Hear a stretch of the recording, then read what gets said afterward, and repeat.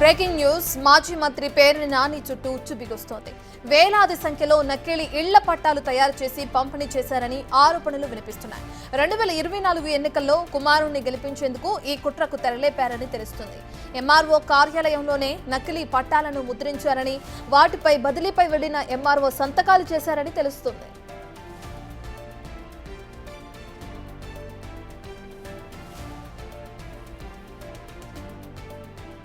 లేని సర్వే నెంబర్లతో నకిలీ పట్టాలను తయారు చేసినట్లు తెలుస్తుంది. రోడ్డు, చెరువు కట్లు, శ్మశాన వాటికల సర్వే నెంబర్లతో పట్టాలు రూపొందించారని, వాటిపై జగన్ ఫోటోను కూడా గుర్తించినట్లు సమాచారం అందుతుంది.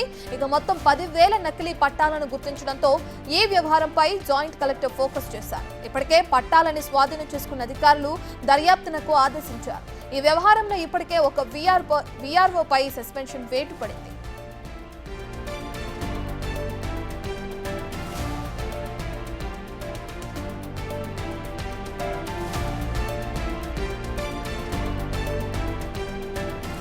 ఇక లేని సర్వే నెంబర్లతో నకిలీ పట్టాలను ముద్రించి పేదవారికి పంపిణీ చేసినట్లు కూడా మాజీ మంత్రి పేర్ని నానిపై ఇప్పటికే ఆరోపణలు వస్తున్నాయి. దీనికి సంబంధించి కేసు కూడా ఫైల్ అవడం, దానికి విచారణ కూడా కొనసాగడం చూస్తాను. ఒక్క వీఆర్ఓను కూడా సస్పెండ్ చేశారు ఈ ఇష్యూకి సంబంధించి.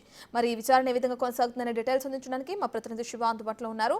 రైట్ శివ, తన కుమారుని గెలిపించుకునే క్రమంలో ఈ విధంగా ఇళ్ల పట్టాల పంపిణీ కార్యక్రమాన్ని చేపట్టారు. అది లేని సర్వే నెంబర్లని క్రియేట్ చేసుకొని చేశారని చెప్పి ఆరోపణలు వస్తున్నాయి. దీనికి సంబంధించిన విచారణ ఏ విధంగా కొనసాగుతుంది శివ?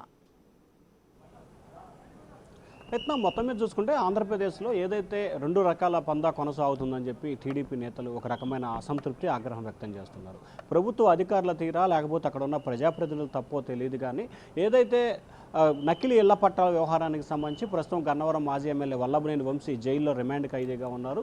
ప్రస్తుతం దానికి సంబంధించి కూడా ఆయన బెయిల్ కోసం పోరాడుతున్నారు. అయితే గత ఎన్నికల టైంలో మచిలీపట్నంలో కూడా ఆయన కుమారుని గెలిపించుకునేందుకు ఎటువంటి ఆధారాలు, ఎటువంటి భూములు, ఎటువంటి సర్వే నెంబర్లు లేకుండా 10,000 నకిలీ ఇళ్ల పట్టాలను సృష్టించి, ఫేక్ ఇళ్ల పట్టాలను సృష్టించి దానిపై జగన్ ఫోటో వేయడంతో పాటు మచిలీపట్నానికి సంబంధించిన ఎంఆర్ఓ, అంటే అక్కడి నుంచి ట్రాన్స్ఫర్ అయిన ఒక ఎంఆర్ఓ సంతకాన్ని ఫోర్జరీ చేసి ఈ తతంగం అంతా నడిపిన పరిస్థితి కనిపిస్తూ ఉంది. దాదాపుగా 5,000 మందికి సంబంధించిన ఇళ్ల పట్టాల పంపిణీ కూడా అప్పట్లో చేసినట్లు పెను దుమారమైంది. ప్రస్తుతం ఎవరైతే ఉన్నారో అప్పటి మాజీ ఎమ్మెల్యే, ఇప్పటి ఎమ్మెల్యే మంత్రి కొల్లు రవీంద్ర అప్పట్లో దీనికి సంబంధించి కూడా ఆందోళన చేయటం పాటు అలాగే ఎక్కడైతే నకిలీ ఇళ్ల పట్టాలు తయారు చేస్తున్నారో వీఆర్ఓ ఆఫీస్కి అప్పట్లో అర్ధరాత్రి వెళ్ళి మరి ఆయన హల్చల్ సృష్టించిన పరిస్థితి కనిపించింది. కానీ కూటమి ప్రభుత్వం అధికారంలోకి వచ్చి సంవత్సరం గడుస్తున్నా ఎందుకు కొల్లు రవీంద్ర దీనిపై ప్రేక్షక పాత్ర పోషిస్తున్నారు, ఎందుకు దీనిపై పట్టించుకోవట్లేదని చెప్పి కొంతమంది టీడీపీ నేతలైతే తీవ్రస్థాయిలో ఆగ్రహం వ్యక్తం చేస్తున్న పరిస్థితి కనిపిస్తూ ఉంది.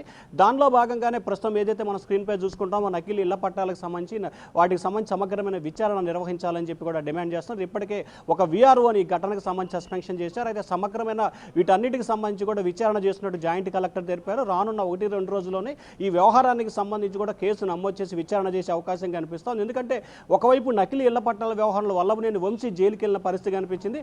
కానీ పేర్ని నాని మాత్రం ఇవేమీ చెయ్యనట్టు, తనకేమీ సంబంధం లేనట్టు వ్యవహరిస్తున్నారు.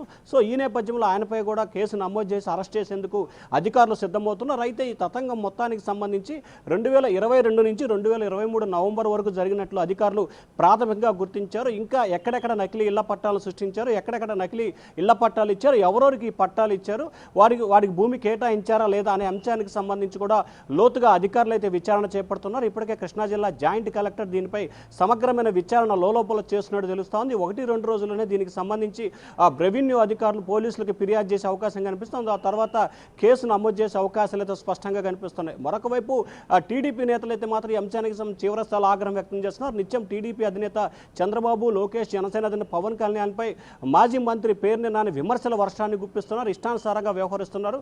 కానీ ఆయన అనేక తప్పులు చేసినా ఎందుకు అతనిపై చర్యలు తీసుకోవడంలో జాప్యం వ్యవహరిస్తున్నారని చెప్పి కూడా కొంతమంది టీడీపీ నేతలైతే మండిపడుతున్న పరిస్థితి కనిపిస్తుంది. సో ఈ నేపథ్యంలోనే గత 3-4 రోజుల కాలంగా ఈ వ్యవహారం బయటికి రావడంతో ఒక్కసారిగా మచిలీపట్నంలో హాట్ టాపిక్గా మారిపోయిన పరిస్థితి కనిపిస్తూ ఉంది. సో చూడాలి రానున్న 2-3 రోజుల్లో ఈ వ్యవహారంలో ఎవరి పాత్రదారులు, ఎవరి సూత్రధారులు, ఎవరెవరి పాత్ర ఉంది, ఎంతమందిపై అధికారులు కేసు నమోదు చేసి విచారణ చేపట్టబోతున్నారు అనే దానికి సంబంధించి 1-2 రోజుల్లో క్లారిటీ వచ్చే అవకాశాలు అయితే కనిపిస్తున్నాయి. మొత్తం మీద పేర్ని నాని ఆయన కుమారుడు కిట్టు గెలుపు కోసం కూడా 10,000 నకిలీ ఇళ్ల పట్టాలు సృష్టించి పేదలకు 5,000 పైగా పంపిణీ చేసినట్టు కూడా గుర్తించారు రత్న.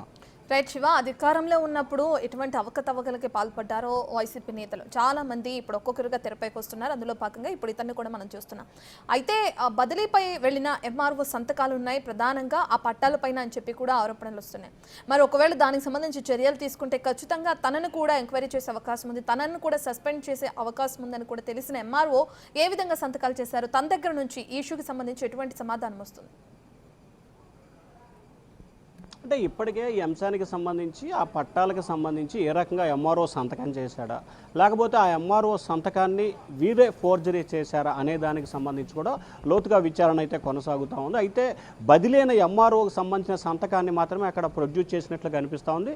సో ఆ ఎంఆర్ఓ అనుమతితో జరిగిందా లేదా అనే దానికి సంబంధించి కూడా ప్రస్తుతం అయితే విచారణ కొనసాగుతూ ఉంది. ఇప్పటికే కృష్ణా జిల్లా జాయింట్ కలెక్టర్ సదరు ఎంఆర్ఓ నుంచి కూడా వివరణ తీసుకున్నట్లు కూడా తెలుస్తూ ఉంది. దానికి సంబంధించి అధికారులకి సమాచారం ఇచ్చే అవకాశం అయితే కనిపిస్తూ ఉంది.